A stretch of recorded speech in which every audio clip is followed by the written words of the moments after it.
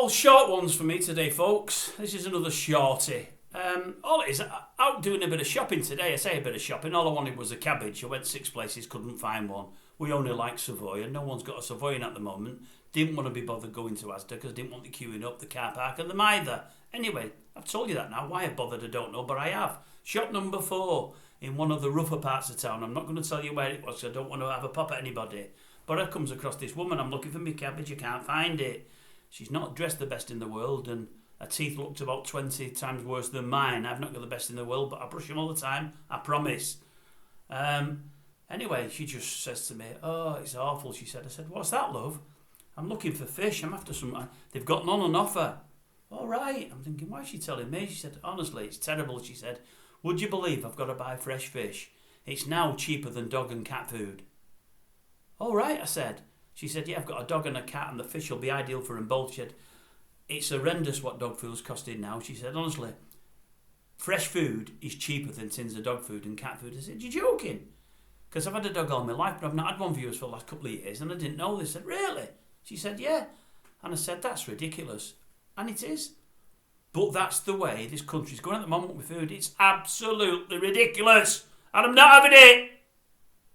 I don't care what anybody says, whether we've had Brexit or not, and whether the country's in a handcart or not, doesn't matter. I'll tell you what, we're all paying miles more. None of us can afford it. I'll bet if you look at the big 4 supermarkets, I bet their profits are the same. I'm telling you now, there's some foods out there, they've no reason for them to go up. There's certain things like little packets of this and little packets of that, and you think, why is that going up? There might be some foods that are coming from abroad, they might have to go up because the freight costs them, but why is all that going up?